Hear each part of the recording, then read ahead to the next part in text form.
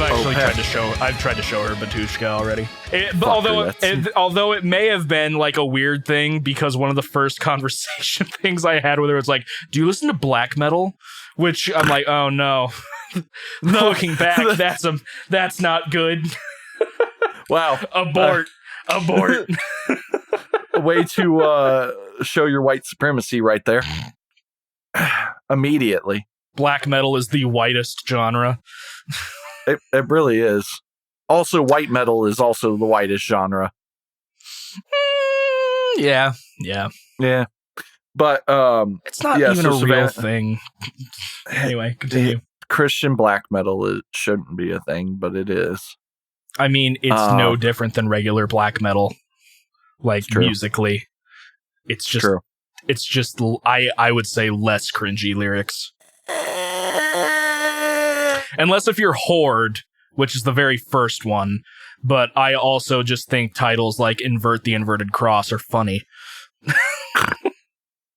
Kind of a sick riff though, too. Like it's not actually a bad track. I don't know. I kind of Invert the Inverted Cross. I don't know. I kind of like that title for some reason. It's not bad, right? Still dumb. I haven't really called them anything. I asked if she wanted to go get food, and then asked if she wanted to go to the Children's Museum. That one fell through. Yeah. But anyway, this isn't a dating podcast. This is the Distorted Entertainment Podcast. Hello, everybody. Welcome to the Distorted Entertainment Podcast. My name is Ethan Carpenter. I'm but I am, of course, joined by Mitchell Wade. I hate your cold opens. I hate them. Casual conversation, and then you just do this to me. Well, I've been recording like our backlog for the last 30 minutes, so I mean that's totally fair. I'm on measure 779 currently. I'm on measure 803. Ooh, look at him recording further than I am, and probably 120 BPM at 4.4. Correct. Way to be Prague, you loser. Indeed. Mitchell, how's it going? I still have a heart condition, if anyone was curious. I may also have a heart condition, but you may also have a heart condition. It is not diagnosed. You are correct. Yeah, I don't know what my pronunciation is today. Granted, we are recording way later than we have recently. Oh, man. So, not my fault this time. Well, kind of. It's both of our faults. I left work early today because I was like, because my feet were killing me just from all the walking I did. I was like, I'm going to leave at 3. I'm going to go donate plasma. And then my friend Taylor and I are going to go grab a bite to eat. And then I'm going to come back and record. Ooh, hold on. Did you guys go to Texas Roadhouse? No. Texas Roadhouse sponsor us. Ethan, biggest fan. Yes, also, we went to yes. We also, went to you have killer margaritas, so they do have really good. The Kenny's cooler is dangerous, dude. That is a dangerous drink. It was all right, but I refuse to support Kenny Chesney in drink form. Here's the problem, though. If he has a drink, like if he gets a cut from Texas Roadhouse, he probably gets a cut regardless for being partnered with them. Instead, not fair. Just the drink. That's fair. But where's my Akerfeldt Appletini? Maybe we could open a metal version of Texas Roadhouse. I have no idea what it would be called. Uh-huh. And we are also not chefs. Actually, hey, fuck off. I wanted to at least be a chef and have worked in kitchens. Can you make a better steak than Texas Roadhouse? Or at least on par? Potentially. I can make a really good steak. I don't believe you. I need you to cook one for me. You buy me all the ingredients and I will. That's actually not a bad plan. Because then I might be able to come and see Succotash. Ah, shit. No one's allowed in my house. The cat is mine. What about Sabbath? He is also mine, but he's more of a whore when it comes to his love. My cat's been a big baby recently. Well, that's because he's Woody, and he is a big baby. He's just been so affectionate And I'm like, dude, I've been sitting down for 2 minutes and you're already like half asleep in my lap. What's wrong with you? So good. Let's see what else in my life. I got the new At the Gates album. Mm-hmm. How is it? It is fantastic. Stylized vocals, so good. Uh-huh. So good. You don't like those vocals. I just don't believe you. I really do. I don't know if it's... I don't know if it's the fact that maybe when I actually first heard You're At the blind Gates... fanboy? Okay, let me finish. When I first heard At the Gates, enjoy them, was at war with reality. So I didn't actually listen to Slaughter of the Soul first, or any of their older material. I don't know. There's I definitely can get where people are coming at when it says it's blown out, and by all means, it probably is. But I don't know. To me, they sound like they fit most of the time, and they don't sound awful. And I don't know if I would feel that way if other bands did the same exact sound, or if it is just At the Gates. I don't know. But I really like the album. There's a saxophone on it. They do a lot of orchestration. It's a bit proggier mellow death. Mm-hmm. I think it sounded good. The only track I didn't like, I think, was the 9th one, which had a lot of spoken word on it, and fuck that. But otherwise, I was like, yeah, this is a great album. Do you know the singer's name off the top of your head? Nah, it's okay. No. At the Gates. I'm comparing some ages between people real quick. Oh, Tomas Lindberg. Lindberg. I always want to say Lindman, but that's fucking Rammstein. He's a rough 48. I gotta say. Ooh. I thought he was older than... Ooh. That is a rough 48. Teaching has not been kind to him. But I was going to compare his vocals to... And I thought he was older than Corpse Grinder, but Corpse Grinder's 51. They've both been going for about the same amount of time, and Corpse Grinder has not lost his... screaming voice. Now his speaking voice is pretty messed up, so I mean, whatever. He's been on so many records though. What, Thomas? Yeah, I'm looking through his Wikipedia. I mean, does that really surprise you, the lead singer of At the Gates being on a lot of records? Not in particular, but it's like some of them are, you know, what you would expect, guest spots. But like, here's like a band called Lock Up with the album Necropolis Transparent from 2011. Is he just on this record? Yeah. Tomas Lindberg lead vocals on this record. Then you got the guy from Carcass and the guy from Hypocrisy. I don't know. That's it's a Death Grind record? Hey. Huh. I might actually have to look at that. What was that band called? They're called Lock Up, and the album is Necropolis Transparent. Let's just see if it's blown out vocals. This is about 10 years ago. Yeah. It was actually released July 1st, 2011. Wow, they just start. There is no intro. It's just shotgun blast to the face. Is it decent? I don't know. I'm not digging it, but it's also Death Grind, so...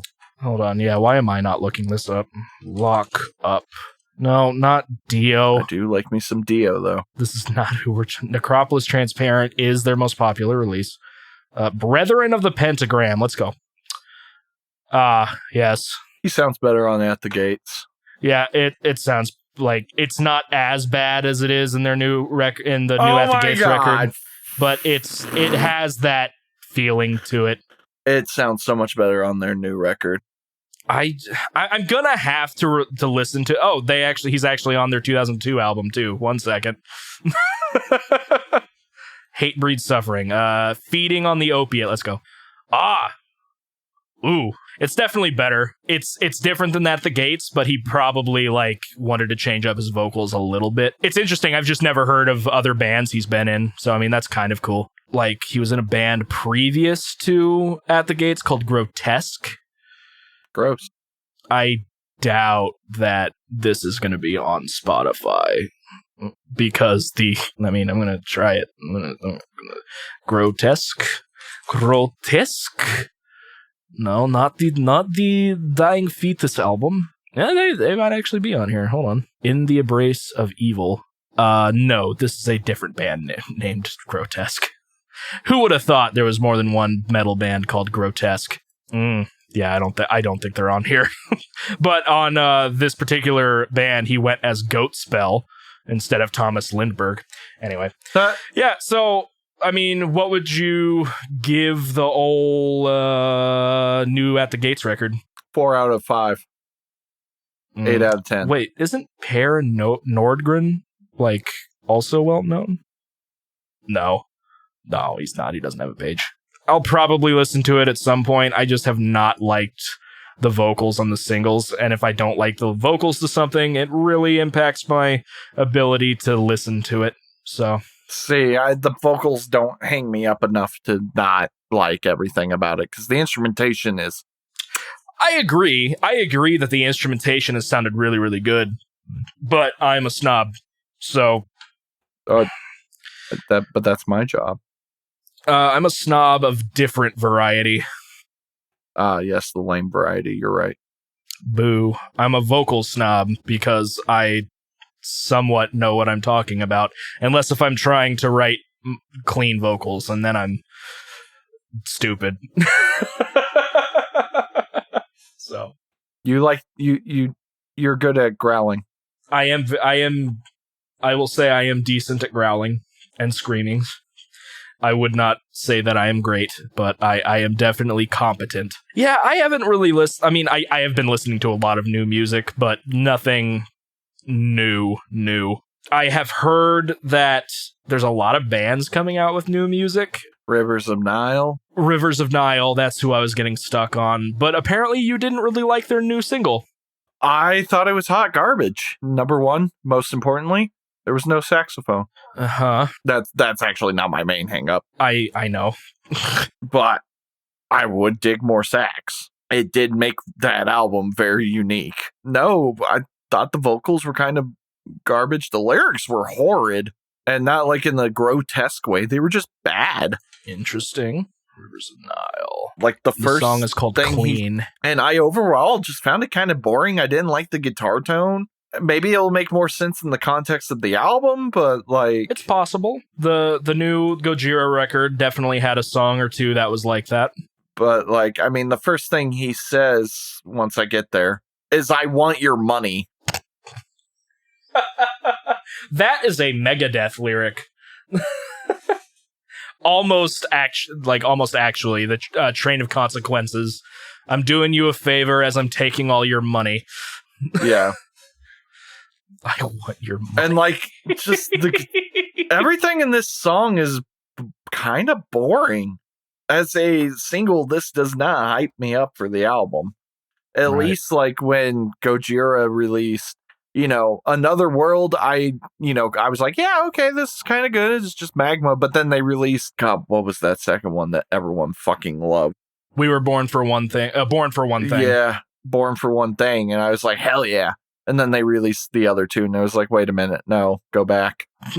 No, go back. I said the real Gojira.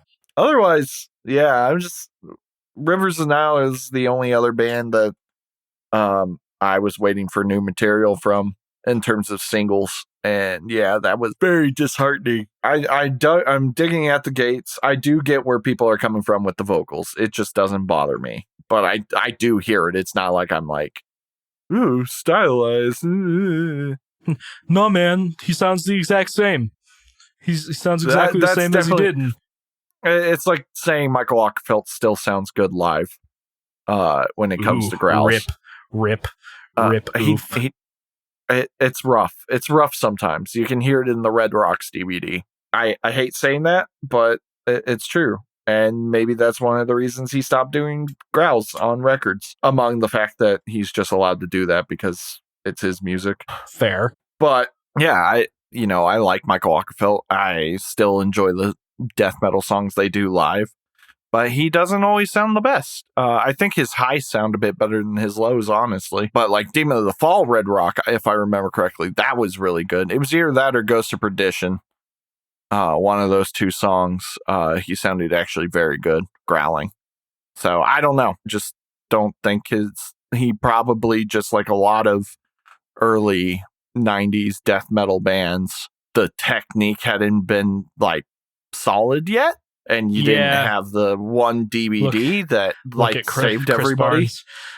Chris Barnes always sounded garbage. But so I'm sure a lot of people really did some damage on their voices back then. That's why I'm surprised Corpse Grinder still sounds as good as he does on albums and live. Well, maybe he just had the technique down. Who knows? Yeah, except for the fact that his voice kind of sounds bad when he's talking. But I get that. Well, does he smoke? I don't know. I think if he smokes, drinks, but I don't know about. Drinking can affect that. So yeah. Otherwise, we wanting to do news now or news later? Yeah, let's go ahead. Up top, there have been a couple of big deaths, unfortunately, in the world of metal music. Today is currently Tuesday, the 27th of July. So it just came out today that former drummer of Slipknot, Joey Jordison, has apparently passed away in his sleep. He died at the age of 46. His family has not given any other information about his death other than that he apparently passed in his sleep. People are speculating that it may have had something to do with the MS that he had, but apparently that he was completely healed from what it wasn't. It was something that had to do with his spine, so he had issues with his feet, and that's why apparently he was let go from Slipknot, but apparently he was completely healed in 2018, so it's all kind of just speculation right now. But of course, rest in peace to Joey Jordison. I was a big Slipknot fan back in the day. I don't listen to a lot of Slipknot anymore, but you know, their music had a pretty big influence on me. I probably wouldn't be doing this podcast if I didn't really get into Slipknot, because they were kind of my gateway into some heavier music. So rest in peace to Joey Jordison. Also, the singer of the band Metal Church, Mike Howe, has died as well at the age of 55. I do not see any explanations. Yeah, I'm not seeing anything about his death either, but also rest in peace to Metal Church's Mike Howe. So, hey guys, this is Ethan. I'm currently editing the show that's going to go up on Wednesday, the 4th. As long as everything goes well. It's been confirmed that Mike actually took his own life, and that information just had not come out when we were recording. So I wanted to update you guys on that. Back to the show. It's always a bummer when big names in the scene die. So rest in peace to those two. Outside of that, Mitchell, did you see that Mikael Akerfeldt is working on music for a Netflix show? I did indeed. And you know why I saw that? Because I tagged you in it? Exactly. Did you want to talk about it? He's working on music in a Netflix series. I didn't read the article. You didn't read the article. Apparently, it's for a crime drama, Jesus, called Clark, and it's actually starring Bill Skarsgård, who was most recently in It. He was Pennywise the Clown. And it's interesting. I'm kind of looking forward to that. But he apparently has not worked on any Opeth during the pandemic either, so... Gross. That is a Mikael Akerfeldt, what the fuck you doing, boy? Apparently he was in Bathory? No, he was talking about somebody else. Okay, I was like, The Opeth band leader said, in a way, I don't want to come across as insensitive, but the pandemic hit at a good time for me. Work-wise, because I've been offered to do a film score, basically for a series. The director is Jonas Åkerlund, who's mostly known for making music videos for Madonna and Lady Gaga. He has a past in heavy metal. He was in the band Bathory. Okay. Wow, that's kind of fucking hilarious. People, they ask, will the music sound like Opeth? He says, in the beginning, I didn't want to do much vocals, but I've subsequently done some vocals. He further explained of his solo Clark soundtrack work. They sent me the script and I read through it, but he basically told me just write the music like you normally do, and that's what I did. Only shorter pieces, like 3-minute pieces. You don't want to spend time working on a 20-minute piece, and then he goes, that sucks, so I'm just doing shorter things. So he says it's been really fun. And some of the stuff is not very very Opeth-y, but he says some of the things that may not be used may end up being used in Opeth. So that's kind of cool. That is kind of cool. That is pretty rad. Did you see some John Schaefer news? John Schaefer. Why does that sound familiar? Iced Earth. Oh, yeah. He was whining and bitching. He claims he received death threats and was assaulted with feces and urine while in jail. Good. Okay. Good. Don't be dumb. Megadeth has announced the title for their next record, including a small clip on a cameo that Dave Mustaine did. The album is called The Sick, the Dying, and the Dead. I don't really know how to feel about that title, and I could barely hear the music in the background of the cameo video, so I wanted to give my opinion on it, but I can't. So I'm semi-interested in how the new Megadeth album will sound, mainly because, I mean, didn't Dave have a battle with throat cancer recently? He did. Yeah, so I'm curious on how that's going to impact the music. It's obviously, great on Dave that he's healed as well. I listened to, I think I actually bought Dystopia on CD. I didn't pre-order it or anything, but I think I found it in Walmart or something in the $5 bin, and I picked it up. It was okay. It wasn't like the best thing I've ever heard, but it was better than Repentless by Slayer. So that's basically the bar for the big four. So I'll listen to new Megadeth. Just as a tie-in, the album for Rivers of Nile, the new one, is called The Work. Oh, right. Yeah. The Work. Yeah. I really do hope that the next... I haven't heard the single, so I can't give my opinion on it. At this time, but really don't. How much of a fanboy I am for where I'll know my name. I still haven't finished that record. I wonder what Ethan's record of the day will be. Please don't give me something I've listened to most of already. Finish it then. Finish it, and you won't get it. I'll probably finish it. Anyway, yeah, so that's Megadeth news. I had a list, but I don't care, really. Today is also Today is also, I think, the 37th anniversary of Ride the Lightning dropping, so that's kind of cool. The list was just like 10 things that only super fans know about Ride the Lightning, and I scrolled through it, and I was like, I actually knew some of these, but also, like, I don't care. Man, I can't wait until they drop a Ride the Lightning cover album. Holy crap. Mitchell, Uh-oh. I found a list. Well, at least it's not Corey Taylor news, unless it's a Corey Taylor list. Is it a Corey Taylor list? It's not. It has to do with Metallica. I don't care either way. Metallica, all of their songs ranked. I don't even know all of Metallica's songs. This list is already trash. Good. Let's not do it. Let's not do it. I'm actually kind of mad. Good. I've scrolled through like the first 10. So there's 115 songs. Oh my God. It took till 106 to have a Saint Anger song. They say the worst song in Metallica's catalog is Suicide and Redemption from Death Magnetic. What? It's not I'm great. sorry, where's all the Lulus? I don't think they count Lulu. I mean, I'm going to scroll real quick. No, they don't. It's because that was technically a Lou Reed record. Okay. But like, Suicide and Redemption isn't great, but it's not their worst song. I think their worst song is I Disappear.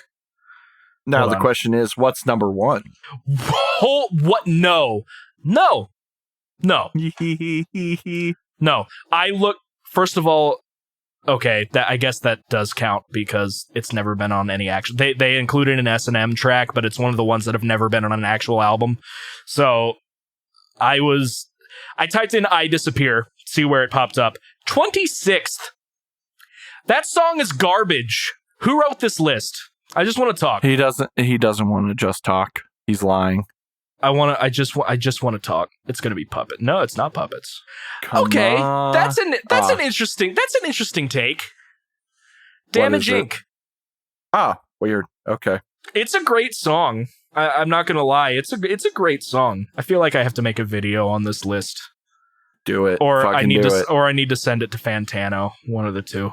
Do both.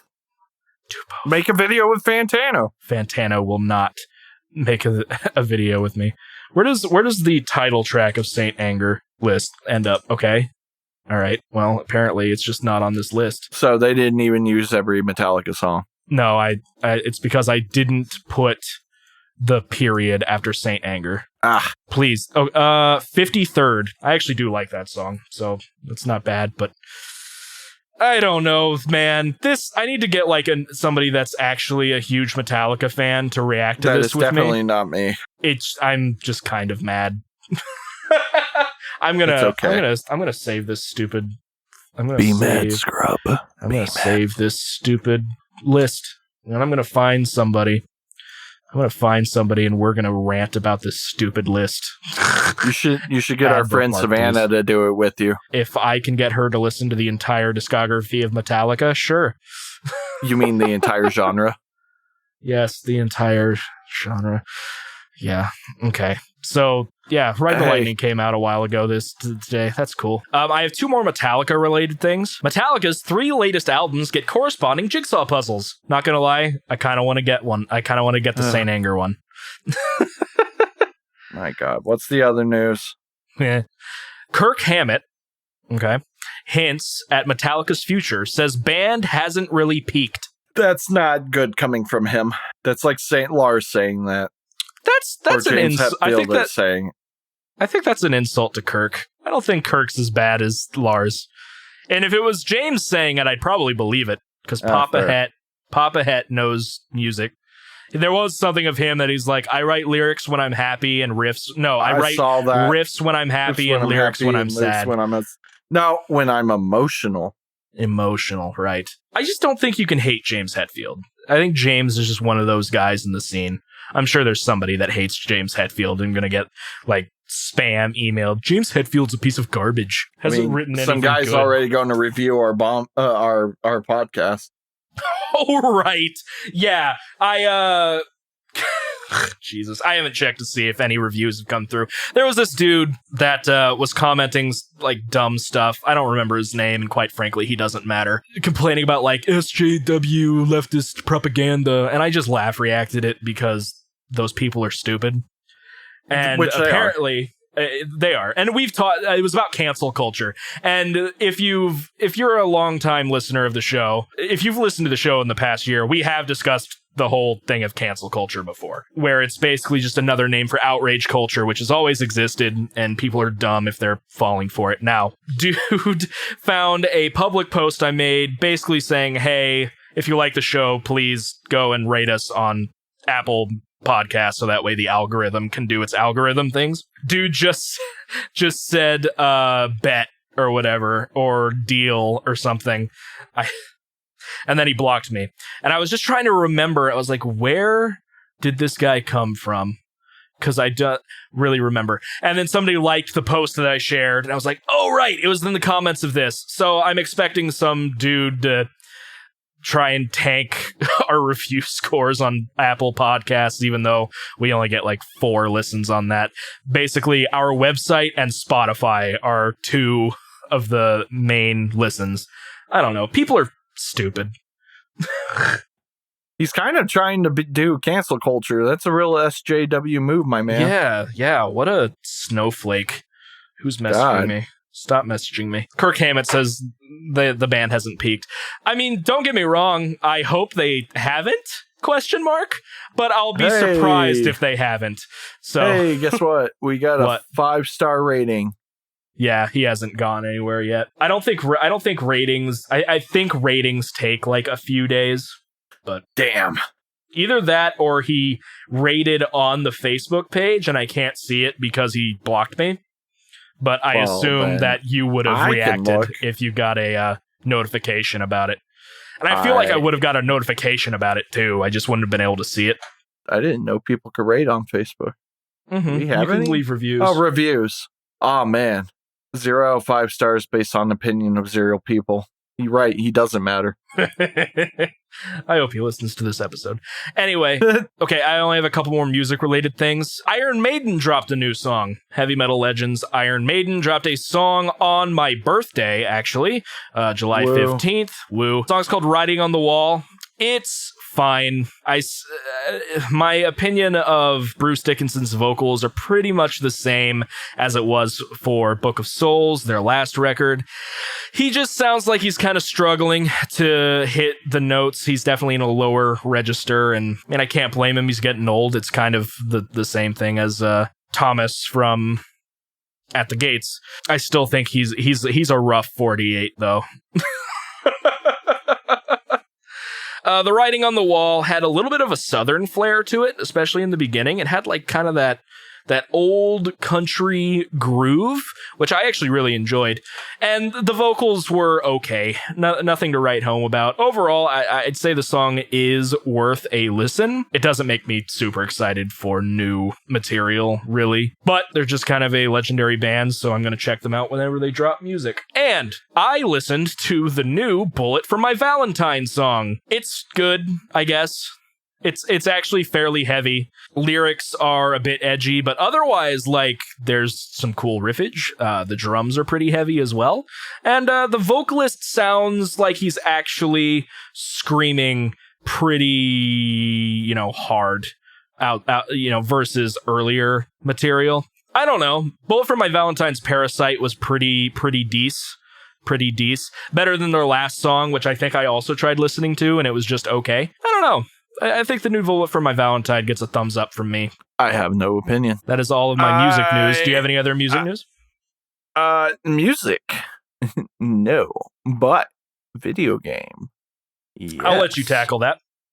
Hell yeah, brother. Basically, EA decided to make Mitchell a very happy boy. And why is that?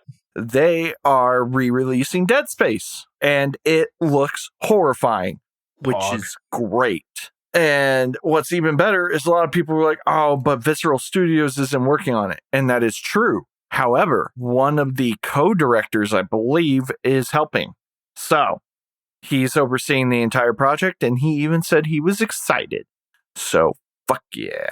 Can't wait to shit my pants. I fucking love Dead Space. It's one of the best horror games out there. Fucking fight me. I really need to, at this point, I might as well just wait for the remake, but I want to play Dead Space. I played a little bit of Dead Space 2 back when I first started my gaming channel, and I was spooked. I was pretty spooked.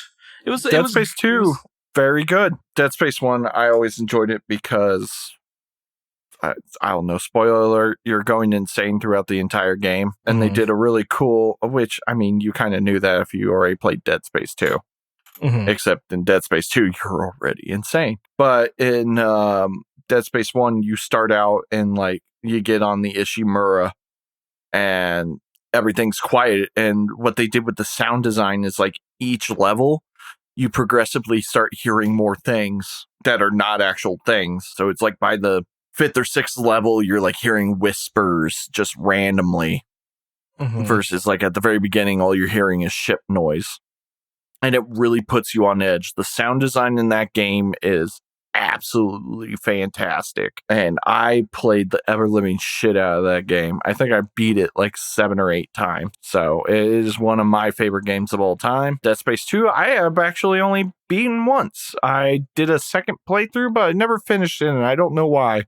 I think another game came out that I was more excited for. Yeah, I haven't even checked the trailer for the new Dead Space yet. It's not spectacular in terms of it's not gameplay or anything. It's just kind of ooh, look, there's a necromorph.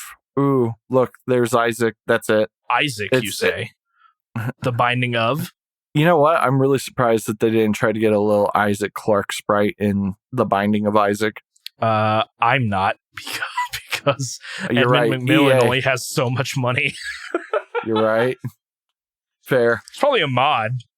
Probably, because let me tell you, Isaac Clarke does not have a good life, and he has every reason to cry tears that are weaponized. I love describing Isaac to people. What else? I guess fuck the Nintendo Switch. Why would you get a Switch when you can get a Steam Deck? Oh, I didn't even have that pulled up. The Steam Deck. Mm-hmm. The real Switch Pro. The real Switch Pro. So yeah, if no one knew, I don't know why you wouldn't. Valve announced that they are making a handheld computer console that is Steam handheld, and you can play games on it. However, like, I don't know how good it's actually going to be. Like, am I going to be able to play the newest Metro game on like 4K resolution with ray tracing? Probably not. Probably not. I haven't, to be fair, I have not looked at the specs yet, but apparently they're aiming for at least consistent 30 FPS, which is, I mean, trash. It's not trash. It's basically the minimum. If you're not hitting 120 FPS, you're not a real gamer. Blow me. The 30 FPS is... we all grew up at 30 FPS. Remember where you came from. 30 FPS is fine. Anything below 30 is garbage, and that's actually science. Yes, that is... yeah, when you start getting jittery, that starts having some issues. For anyone that didn't know, the human eye can only process 30 frames per second. Or I guess technically it's the brain. And that's why 30 FPS is fine, but everything else looks smoother and smoother as you keep going up. Mm-hmm. But yeah, that's why you can also notice jitteriness, anything below 30. Yeah. Human eyes are weird. Yeah. I mean, I'm excited for it. And I if I'm remembering correctly, it's not only locked to Steam. Like, it's basically a portable computer. We used to call those laptops. We used to call them laptops. And then tablets. You can apparently play Epic Store and Origin on it, too, as well as, like, emulating stuff. It's, it's basically just a PC. Or is it Linux? I don't remember. It's PC. Mm-hmm. It should be PC. Crap, now I don't know if it's Linux or Windows. It could also be Valve's own OS. No, because it would have to be Windows because it's capable of supporting so many things. A bunch of games, yeah. I mean, it could be Linux running with a Windows code, but that just seems like a lot of unnecessary processing power. Yeah. I mean, it's interesting. I did like the meme that says the Switch, the new Switch versus the Steam Deck. The Steam Deck can play League of Legends. The Switch can't, so the Switch is better. That is fair. League of Legends is garbage. There's a new Pokemon MOBA, and apparently it's trash. Rough. I've watched one episode of Northern Lion playing it, but according to Jake, my old roommate, he's like, yeah, it's basically pay to win, and they start talking about that later in the 4 or 5 episodes he has out. Like, well, that's a bummer, because I was kind of interested in it. I've never played a MOBA. I played 2, and I like MOBAs. I just wish the community wasn't always garbage in MOBA. Like, people think the Souls community is, like, garbage. At least it's mostly memeage. People are actually serious in League of Legends. Yeah. Yeah. But I used to be a League of Legends player. I put, like, what would be considered an absurd amount to most people that are normal, but not to a pro League player. I put like 300 hours into League of Legends as a teenager, and I was all right. But I like the gameplay style. It's just not any other good. There was one that I really liked that was being developed by Epic, but of course Fortnite happened and killed everything that Epic was doing that was good. Was it Heroes of the Storm? No, that's Blizzard. Right. No, they did a game called Paragon. Oh, I've heard of that one. Which came out kind of around the same time as that one that fucking Overwatch killed. That was made by Gearbox. What is that called? Battleborn? Battleborn! It came out around the same time. Like Overwatch, Battleborn, and Paragon all kind of came out around the same time. But Paragon was a lot of fun because it was a deck builder. And a MOBA at the same time. The deck builder was like all your equipment and stuff. And it wasn't like drawing the cards. You had access to all the cards and they just cost points.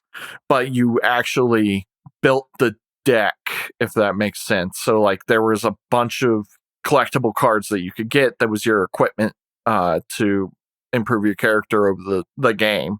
And you assembled the deck, and that was the deck you chose. But it's more like a hand than anything, because you're not drawing. You have access to all of them when the match starts. You just have to have the points to buy them. So it was cool. It was fun. It had an interesting strategy. I liked being in third person versus God's eye view. And there was a lot more free aim. So a lot more skill-based shooting when it came to your abilities.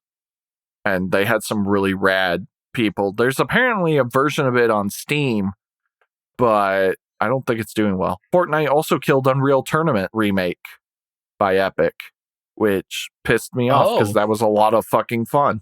Yeah, I remember playing Unreal Tournament when I went into the game design courses at IUPUI, because it was like an example. Yeah, I mean, it is a classic arena shooter. It was like the classic arena shooter besides Quake 3.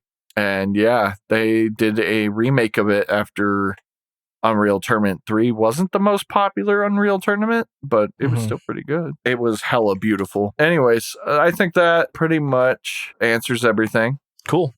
I have a couple things. One, this just popped up on Facebook, and you won't care. But for anybody that watches wrestling, WWE introduced a new robot mascot on Raw yesterday. It's the dumbest thing I've ever seen in my life. And there's probably a reason I've stopped watching wrestling for a while. Anyway, came across a new roguelite, at least one that's being in development. Everybody knows that I like roguelites. This is a lo-fi horror roguelite, and it has a lot of Resident Evil vibes. It is called Draft of Darkness, and it has kind of a PS1 horror aesthetic, and it looks to be a deck builder, similar to like Slay the Spire and things like that. And I love Slay the Spire. Draft of Darkness promises a meta story progression, i.e. choices with consequences, which is kind of cool. The developer Crawley Games says, I'm planning on keeping the game in early access for 6 months to 1 year. Ultimately, it depends on the time the players will be satisfied with the game. The start of early access, part 1 of the story is available. According to our estimates, it's possible to reach the end of this part within 6 to 8 hours. Of course, there are secrets, achievements, and unlocks that you can pursue, which will add to hours of playtime. At launch, the game will feature 3 heroes, 4 companion archetypes, 135 cards, which is pretty sizable, 3 different themes of procedurally generated areas, 19 basic enemies, 9 bosses, 28 decision events, and 400, way less than that, 45 unique items. It's going to launch in 3 days on early access, and it's going to be $10 until the 6th of August. So if this comes out next Wednesday like it should, and you're interested, you'll have a couple days to snag that if you're interested. And I think I might, actually. $10 seems not that bad for this kind of game. I really like deck builders. I like Monster Train a lot. I like Slay the Spire. This kind of looks like a cross between Slay the Spire and Darkest Dungeon with this little GIF they have here. So I think I'm going to be I think I'm going to pick it up. Maybe actually stream for the first time in a while. Man, I really wish I had the energy to stream more. But also, well, this last one's a more serious topic, so let me go for the first one. I find this funny just because of the state of the current lineup. NVIDIA GeForce RTX 40 series rumors to a late 2022 launch. We don't even have access to the 30 series right now, guys. But think about this. If they release the 40 series, the scalpers will go for those. They'll still keep going for the 30 series. You're right. Scalpers are already scalping Steam Decks. Please, I just want a graphics card.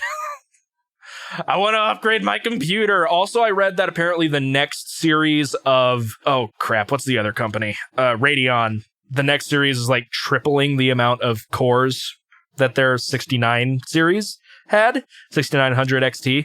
And apparently those actually weren't half bad. So I don't know. I've heard the newest series of Radeons were actually pretty decent for what you could get. Still not nearly as good as like the 30 series, but it's a decent alternative.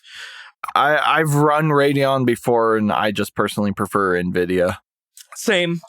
Although I really do like Radeon's processors. All right.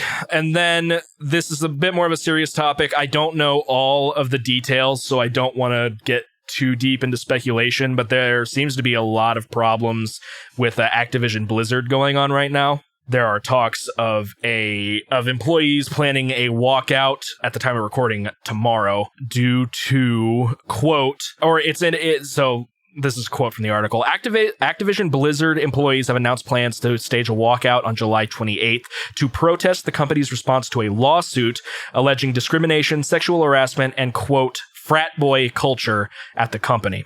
So it says the call for a work stoppage comes from an open letter condemning company leadership and calling for compassion for victims, and it has now surpassed 3,000 signatures. So there seems to be a lot of problems going on in that sector of Activision, and I hope that everything goes smoothly and things improve. Yeah, I just started hearing about that. I saw people tweeting about it. There was protests on Warcraft and everything. Oh, yeah. There was like a virtual sit-in, which is cool, but also you're still giving them like money. I mean, because you're in the game. That's fair to say, but it does still bring attention, which is more the important portion of this. So if this particular issue does strike home with anybody, the best thing to do was just be to uninstall the games, stop sending them money. Unfortunately, stuff like this really doesn't, improve until the company starts facing financial struggles from it. So you hope that it doesn't have to resort to that for things to improve, but... Which, I mean, I don't know how much they will because they own both Call of Duty and World at War. Well, this is specifically Activision Blizzard, Warcraft. Apparently. Yeah, and Activision Blizzard does Modern Warfare and Warzone. Oh, I did. As far as I understand it, because you get access to those through the Blizzard client, I'm pretty sure. Gotcha. I was unaware. I don't know much from Blizzard. So, all right, that's all I got. All righty, guys, let us go into the main event of our podcast. Oh, the thing everyone comes here for. Yeah, I have so much stuff to edit. Something I forgot to mention earlier, Andrew WK shared our last episode on Instagram. Oh, yeah, that was pretty cool of him. Don't know if he listened to it. It would be interesting if he did. We get an Instagram post like a couple of weeks later, like, who the fuck is this Mitch guy? And what the hell is his problem? What are his credentials? He's not married to Kat Dennings. Yeah, he shared it on his story. And then all of a sudden, Andrew WK comes to my house and throws me a party because he feels I need to party more. I party with Andrew WK. I party with Andrew WK. Yeah, we agree. If Andrew WK, if you want to come onto the podcast as a guest, we'll have you. Wow. Are you telling me you would decline if he messaged us saying, "Hey, I want to be in the show"? No, of course I wouldn't. I just not expecting that. You know what though? What Andrew WK should do is get in contact with Party Cannon, Bell Witch, and Son, and do the PAR tour of 2022. Party of the Summer Tour 2022. Let's go, Andrew WK, Son, Bell Witch, and Party Cannon. We joke, but I'd go. So Mitchell we forgot Primitive Man. Oh, Primitive Man. How could we forget? How could we forget Primitive Man? Mitchell trolled me earlier this week, he sent a I didn't see that it was a video attached. He just sent me a message on Facebook that said, new Primitive Man sounds pretty dope. And I thought I had missed something. I was like, wait, you saw a new Primitive Man update and I didn't? Open up the message. It's a video of like a guy drilling the street. I'm like, you outside jerk. Of our job. Yeah. Like, you jerk. I got excited for a second. To be fair, it did sound like something that Primitive Man would have had. Probably. Once they... Don't start scratching the couch, cat. You have a whole scratching post out there. I will kill you. Don't rub up on me. I've already fed you. Anyway, Mitchell gave me a band out of Andorra. I don't know where that is. It's a small principality between Spain and France. Yeah, I forgot where it was, but I knew it was like a small principality in somewhere over there. They're a progressive / melodic death metal band by the name of Persefone. I knew of this band before because I believe Mitch has told me about them before, most likely. And most likely. I think he also has posted covers, or at least clips of covers, on his Instagram page. There was a night that I was bored and I decided to do the Paul Masvidal intro to their song Living Waves. But I don't have a vocoder, so instead I just sang normally, and then I also did falsettos. And the falsetto one sounded okay until I got to the really high note and died. I feel that high notes can be problemsome. That's not a word, I don't think. Difficult. There you go. He actually gave me 2 things to kind of listen to. The album Aathma. Sorry. He gave me the album Aathma and also the song In Lakek. Sure. I'm gonna hold on. Let me pronunciation. I don't know I don't know how to pronounce that. Pronunciation. Here we go. Pog. Listen. In Lakish. Sure. In Lakish. Yeah. Okay. Yeah. In Lakish. I've only listened to In Lakish twice, one of which being before we started listening today, because I kind of forgot. To be fair, that one wasn't supposed to be a part of the review. It was more of a, hey, look, this is fun. You've listened to Ne Oblivious Scares, and might as well listen to this song with Tim Charles on it. Right. That was the reason I listened to that. Yes. Yeah. It's not a part of your review at all. You can review it, but it should be separate. It's good. I liked it. Okay. Now, going into Aathma by Persefone, I'm conflicted about this record. Okay. There are things that I liked. There were some things I disliked, as any record will go, unless if it's absolutely perfect. There was something I wanted to say. Give me a second. My brain died. Actually, that is related. I'm going to give my review of how I've, interpolated and internalized and thought about this record in the last few weeks.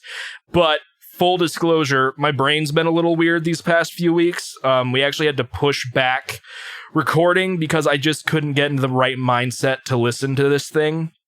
And then I couldn't get into the right mindset to record.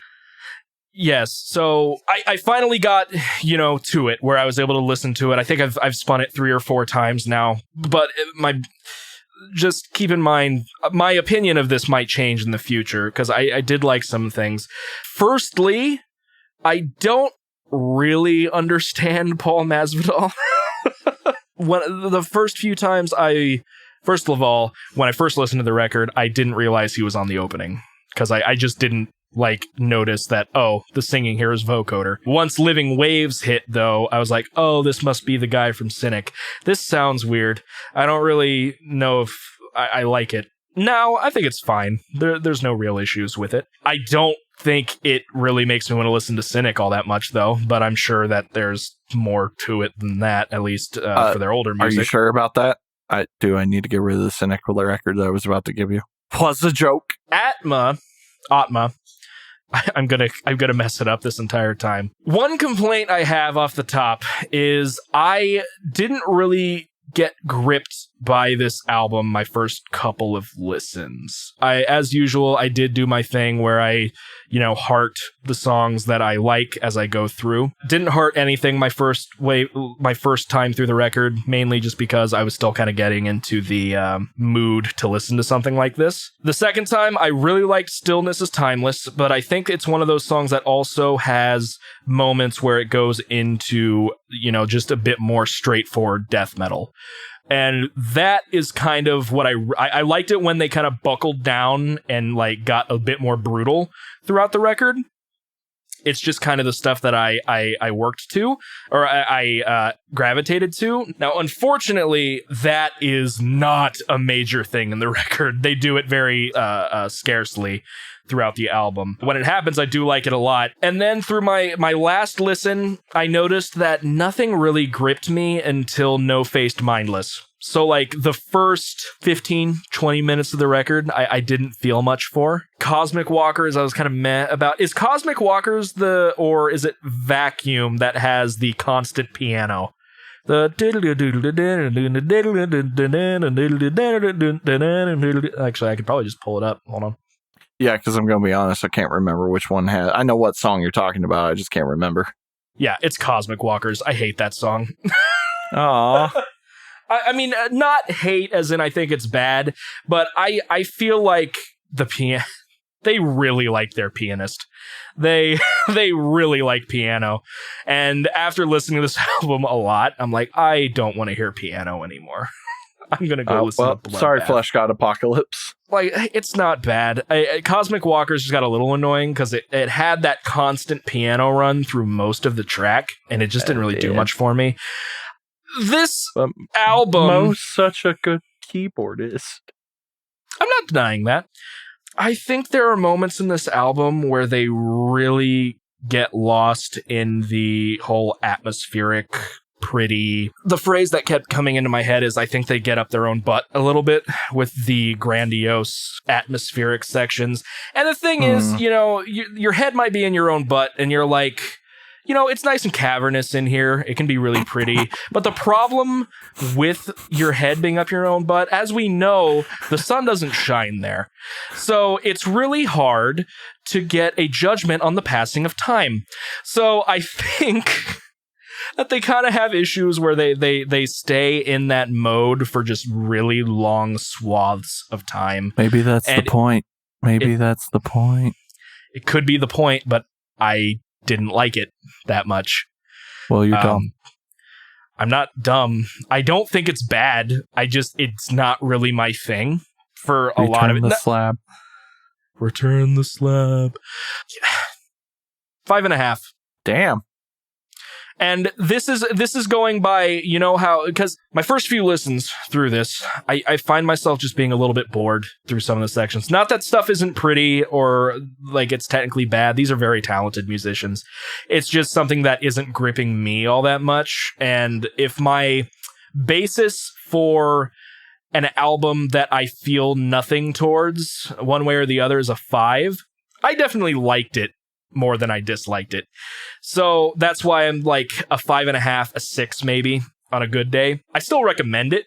If you do enjoy prog, especially like really spacey stuff or pretty sounding music, I think you'll get a kick out of this if that's the kind of music you're into. Like the Aathma part 1 through 4 is really nice. It's pretty. I just preferred the moments in the record where it kind of stripped back, got into a bit more of a heavy tone, which just doesn't happen all that often. And and like I said, that could have just been because of my mindset recently. I've been a little bit stressed out, and sometimes it's hard for me to like get into super spacey and, pretty sounding music sometimes. It's kind of similar to my thoughts of Ulcerate, where I didn't necessarily think Ulcerate was bad, but it definitely just wasn't for me. I liked this more than Ulcerate. That's why I'm giving it like a 5.5 or a 6. I'll probably say a 6. I definitely do recommend it if you're into this kind of thing.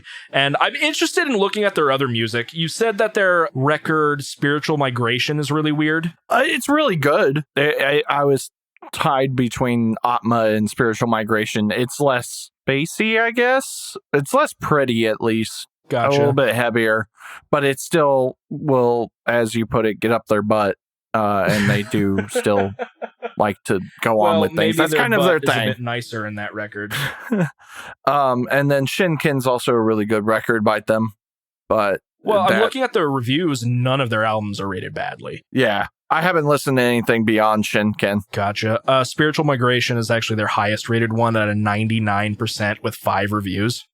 Yeah, that sounds about right. That's pretty solid for a Metallum ranking. I'd be interested in listening to that. I might even listen to that on my own. So I don't want you leaving this review, Mitch, thinking that I like heavily disliked Aathma. Oh, no, I know you didn't heavily disliked it, and you brought up very good points, and they were fair. Just like I don't get certain bands because of certain sounds or how they made me feel or something. Mm-hmm. Diabetes. There's a huge difference. Diabetes. I pretty much did, but there's a huge difference between this doesn't sound good to me, but I understand they're good at what they're doing, and it is good. Such as Dying Fetus, for the most part, I do think are fantastic musicians. I do have some complaints. Mm-hmm. But in terms of their like actual prowess and everything, they're good at what they do. Right. Versus, again, some like Design the Skyline, where it's just hard garbage. You know what's funny? Shortly after we posted the episode where we reacted to Design the Skyline, they took the music video down from YouTube. And I'm sure it. I'm sure it had nothing to do with us. It had everything to do with us. I want that. I want to be the reason that fell finally. I went to go show it to a friend, and I'm like, oh, it's not on the record label's music. It's not on their YouTube channel anymore. I had to find like a third-party upload. I was like, I just realized that the other day. I'm like, wait, did we kill it? Yes, we did. You will let me have that. Yeah, we were the ones that decimated that. You brought them back up. I didn't want to remember them. But yeah, so I may actually check out Spiritual Migration on my own. I recommend it. You might like it. Yeah, I've been listening to a lot of music recently that wasn't even related to the show. I mean, it is because I might give it to you at some point, because I realize I'm starting to like run out of things I can instantly think of, and I need to listen to more music. I don't want to go after a year. It's like, all right, I'm done. I don't have any more. Right. Mitch just gives himself a record as well as you. I just give you something random that pops up. Go to Metallum, like random band. It's like, all right, here we go.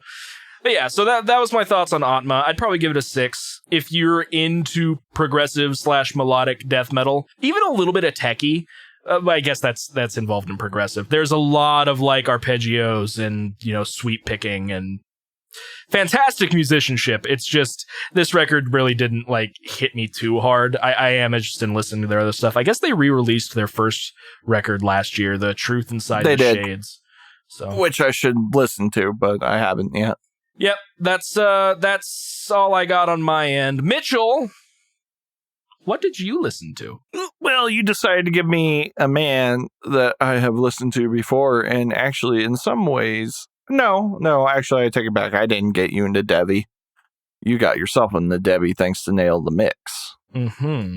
But you gave me some Debbie Townsend. But you didn't give me any Debbie Townsend. You gave me old Debbie Townsend, also known as Strappy Young Lad.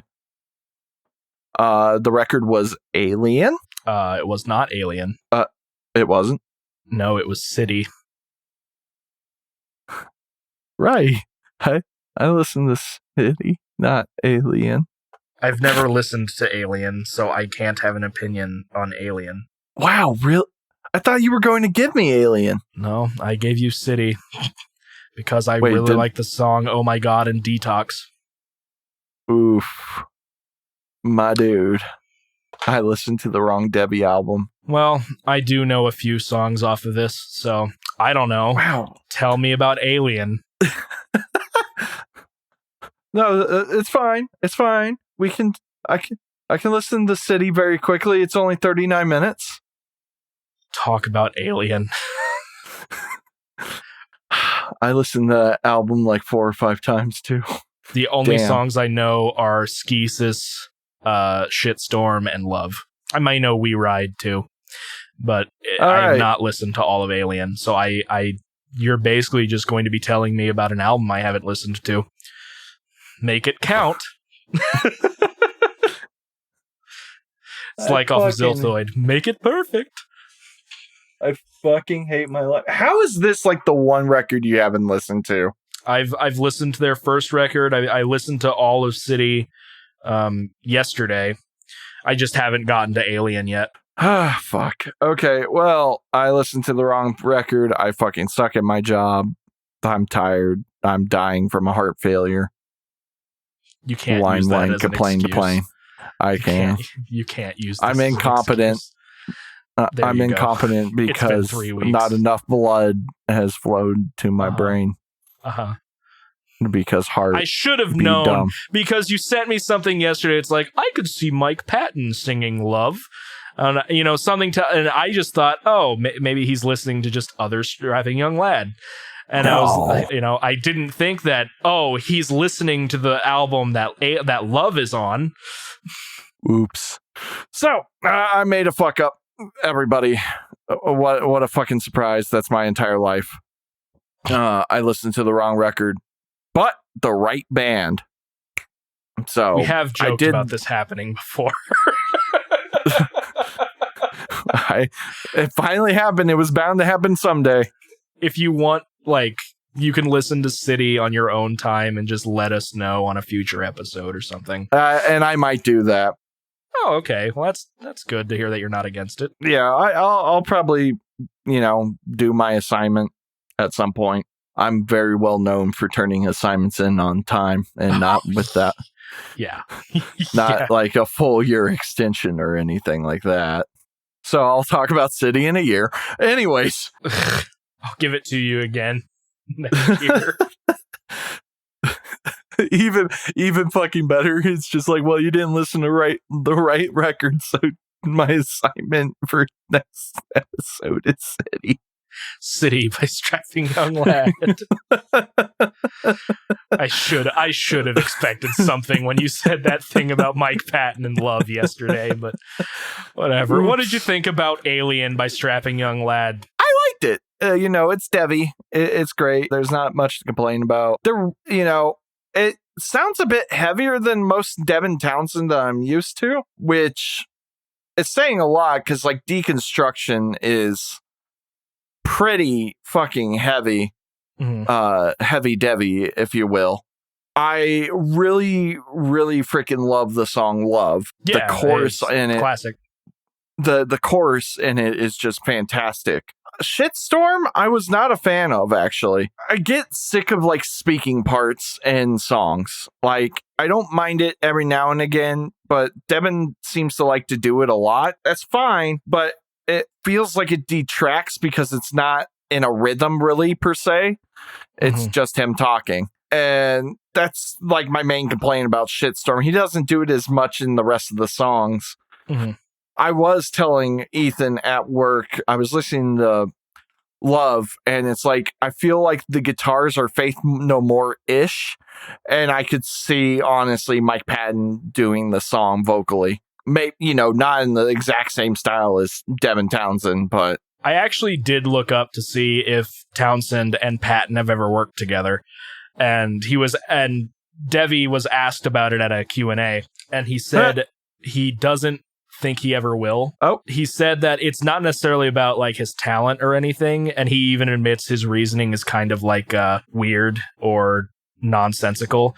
And he gave his reasoning, but he's when he met Patton for the first time when he was a lot younger, Patton kind of blew him off or something, or just thought he was he did hi man, I'm Devin, my name's Devin, and he's yeah. And he said that he understands that maybe he was having a bad day, but then in the same breath, Devin was also I try to be as friendly as possible all the time when I'm meeting fans, because you're not just a person. Once you get that big, you're a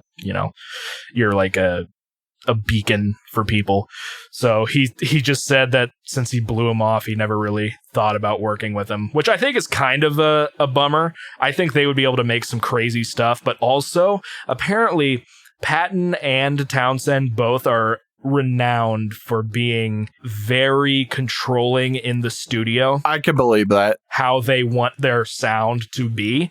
So I feel like if they were both trying to make something, they would just kill each other. Probably. So other than that, one thing that I've always kind of had a annoyance with Devin is he really likes to just carry the riff the entire song, and it's always a very simplistic riff, and it sounds good, but when the song is like 6 or 7 minutes and a good 4 minutes of it is that riff,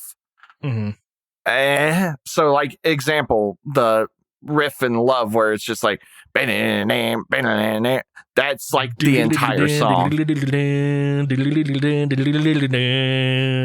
Yeah, no, I feel you. And that's, he does that in a lot of his music. Even Devin Townsend Project and Devin Townsend, he'll do that. And it's fine, but it can make you feel like the song is just taking for freaking ever because there's no change whatsoever going on. I thought the album ended strong. I thought his performance was great. It was very heavy. I enjoyed the ride the entire time through it. I'd probably give it a 7. Okay. I would just like less talking and a little bit more variety if you're going to do a 13-minute song. Are you referring to Info Dump? No, Love is 13. Oh, I'm sorry. I'm looking at timestamps like a fucking idiot. No, I didn't listen to Info Dump because it's a bonus instrumental. Oh, gotcha. So Zen is the last song. Okay. Zen is the last song. I was aware of that. Yeah, Love is not 13 minutes long. Love is only 5 minutes long. So, okay, they're not too bad, but it does feel like some of the stuff carries on way longer than it should with just how the riffage goes and everything. But overall, I would recommend it to people, especially if you like Devin Townsend. He's got a huge discography spanning so many different bands. Well, not bands, but projects, I guess would be a better way to call it. He even worked with Steve Vai in the past, too, I think. Yeah, I mean, he's worked with Steve Vai. He mixed Opeth's Still Life. I didn't know that. Yeah, he was the productionist for Still Life by Opeth before Steven Wilson took over and did a couple of their records with them. And then Mikael Akerfeldt took really over. Cool. I'm pretty sure it was still. I know he did a record for them. Still Life. Oh, well, that's a type of painting. I'm actually looking on Metallum, and it does not say that he's worked with Opeth. I swear to God. He's done it for Lamb of God. That's what it is. Yeah. That's what it fucking is. Yeah, he God produced damn it. It was, As the Palaces Burn. This is Burn. So, which is funny because I was thinking old. I'm just thinking like, what is an old record? And Still Life and As the Palaces Burn are both old records by the said bands. Oh, apparently he did mixing even early on in like Strapping Young Lad too. I can believe he's been doing mixing for a long time. Oh, he's a very talented man. He's basically the same as like I would put. Oh God, I forgot his name all of a sudden. It's not Mikael Akerfeldt. It's Mike Patton. No, it's not. It's not Mike, but he did Edge of Sanity. Oh, Dan Swano. Dan Swano. He's kind of like Dan Swano in the fact that you just kind of see him peppered everywhere. Yeah. And being very talented. So yeah, lots of fuck ups by me today. I don't know how many of those Ethan will edit out. He might keep them all in because it's kind of funny that I messed up that bad. All right. Well, yeah. So I mean, I give my thoughts on at least the songs I know from that record. I think my favorite out of those three, the Skeesis, Shitstorm, and Love. I really like Skeesis. I do think it is a little. I think it is a little long, but I really like the vocal performance for when it goes to the I'd like to take it easy. I'd like to think I try. I just find it like a really catchy vocal hook. Right. But also, like, it's just nuts hearing the mix. The mix is like a wall, and I really like some of the stuff. Even in Shitstorm, I think it's just... I see what you mean. about like the spoken words, but also like the everything is wrong and I don't want to fight because I don't know what's wrong or right, but I'll do anything to get some fucking sleep tonight. Just the weird screaming. I'm like, are you all right, Devi? Yeah, are you right. okay? And I mean, that's the signature of his. He does that everywhere. Mm-hmm. It's not just a strapping young lad thing. He does it in Devin Townsend Project and Devin Townsend and whatever other projects he has. All right. Well, I do enjoy some strapping young lad, so I'm happy that you liked it at the very least. And you should listen to it, and then you can give your opinion on the record. Yeah, I could listen to Alien throughout the next cycle. So, but yeah, I mean that's I guess that's all we kind of have. I don't really have much to talk about like in life really, and we've been recording for a while. So. Yeah. I mean, life's not that big of a deal. Same thing as always. I'm trying to get my life together. I have a friend that's being very helpful with that. Not Ethan. He's befriended a coworker. I have befriended a very bubbly coworker, and she is quite lovely as a human being and a great friend. And she's trying to make my life better by holding me accountable for things and pep talking me. Apparently, at one point, she wanted to be like a motivational speaker or something. So I could believe that. She's also possibly going to be on the show at some point, maybe. She's a published author. Mm-hmm. And it's J.K. Rowling. Let's bring. We're going to ask her a lot of questions about trans people. A lot of questions. A lot of questions. No. Anyways, I'm not going to name drop her until we actually have her on the show, because why would we do that? I don't know if she wants to be mentioned. Other than that, medical bills. I got a very scary letter in the mail from the hospital that said, you have 7 to 10 business days to call us. Otherwise, we're billing you directly instead of your insurance. I was like, huh? Okay, all right, please, because the bill was for my one operation of $36,000, my one procedure, $36,000. American healthcare system, Beth healthcare system. Yeah, I don't know why I called it a surgery. It was investigative procedure. That they didn't open me up. They shoved catheters in my arms. There we go. And I like my job. Cool. Woo. I just found a really weird title for a review on Metallum for Strapping Young Lad's first album, Heavy as a Really Heavy Thing. The title of the review is bad, but still pretty good. I like that album. Anyway, let's move on to what we're gonna give each other for the next episode. Okay. Mitchell, what do you got for me? Well, I've been telling you about this record for way too long. Mm-hmm. You keep refusing to listen to it. Mm-hmm. I feel that if you're going to shove some Devi down my throat, you're going to get some Devi. Okay. And you need to listen to Devin Townsend Project's Deconstruction. Mm-hmm. Okay. Starring a fuck ton of guests. So many guests. Name dropping some. Mikael Akerfeldt, Joe Duplantier, the guy from the Dillinger Escape Plan. I have been listening to a lot of Dillinger Escape Plan. You have been listening to a lot of Dillinger Escape Plan. I believe the current singer of Nightwish is on there. Mm-hmm. Floor Jansen, yeah, she's on there. There's the guy from November's Doom. He's on there. Frederick Thorndal is on there, I believe. Like, Debbie just was like, hey, I got a bunch of music friends. You're all on my record now. So go listen to it, Forehead. It's good. I shall. I'll probably like it. So, cool. I actually do know one song. You gotta listen to The Mighty Masturbator. Uh-huh. I like how that's the only song with an explicit tag on it. I do know the song Planet of the Apes.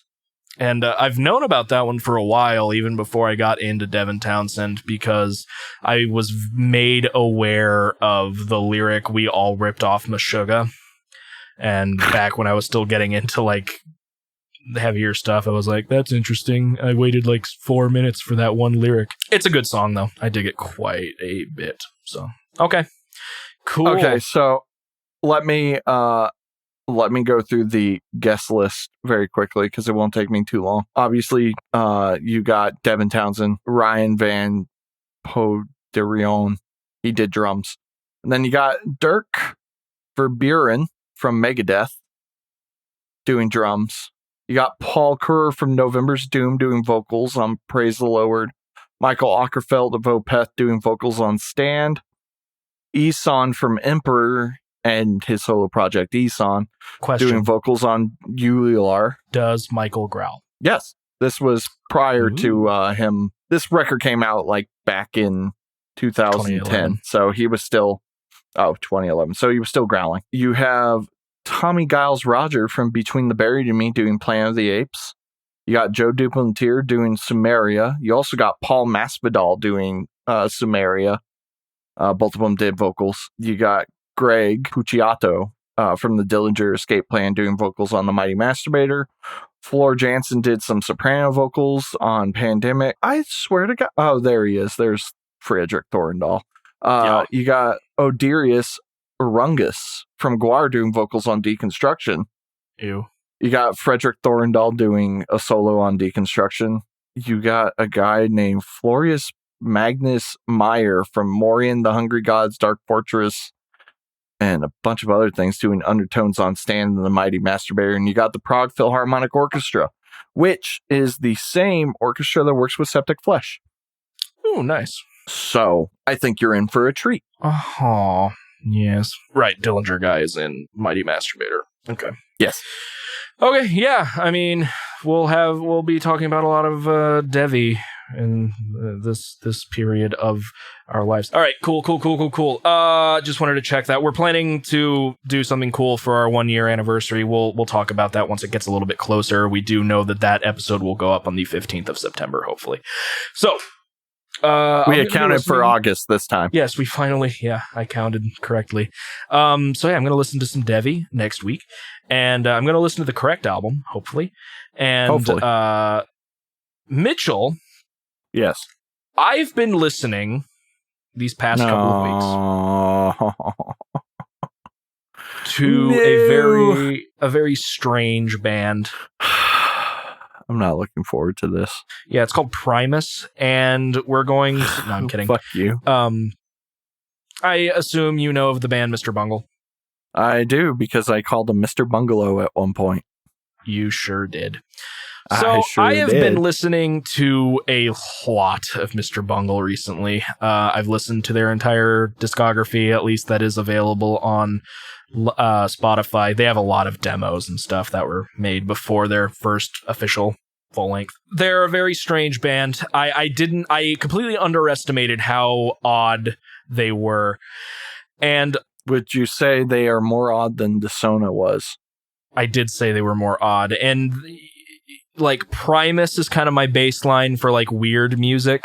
And this blew the crap out of Primus. I honestly, it feels a little weird that people compare Primus and Mr. Bungle all the time, to be honest. So I'm going to have a choice for you. I'm not giving you California because it's a lot more accessible. And why would I want you to do that? Why would you want me to have something that I could actually listen to? Because it has a lot of surf rock influence and doo-wop, and I think you're going to get more of a kick out of the weird stuff. I do like surf rock and doo-wop, though. Then check out, I'll send you one of the songs of the California. It's not the title track, the song Sweet Charity and Pink Cigarette are actually like beautiful tracks. Legitimately, like that album is a very pretty album. I'm not giving you a pretty album. I want you to choose between Mr. Bungle and Disco Volante. Disco Volante is basically a different genre with every song, sometimes multiple different genres in each song. And Mr. Bungle is the clown album. God, which would you be more interested in? Or would you like me to just do the... Actually, you know what? Hold on. No, I want Disco Volante. Okay.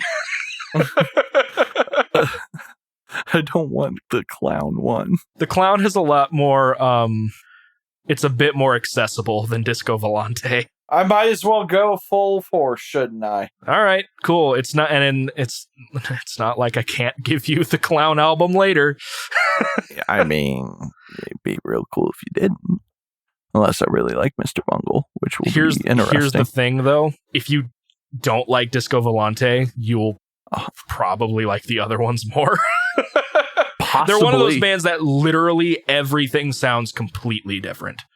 Like, not even if I showed you a song from their first record, their second record, and their third record, and I guess their fourth record, which is the remake of their Raging Wrath of the Easter Bunny, which is their thrash album, you didn't know it was Mr. Bungle already, you wouldn't be able to guess. Nice. Like, you wouldn't. So yeah, I mean, if you want to go full tilt, we'll go full tilt. Disco go full tilt. Let's go Volante. Tilted Towers, guys. We're landing in Tilted Towers. Poggers, everyone. Pog. Yeah, this album's very, very strange. There are moments in it that I'm like, that's actually really, really cool. It's mainly just kind of brain melty in a really cool way. So I don't like my brains, so maybe they're better melted. All right. Yeah, Disco Volante. I really enjoyed my time with it. This is definitely more of a discussion piece, I think. But I hope you enjoy it. It's definitely very odd. But yeah. So, Disco Volante, Mr. Bungle, Deconstruction, Devin Townsend project. We have... that's actually kind of 2 odd albums for next Yeah, that kind of works really freaking well. It's really odd. So, all right.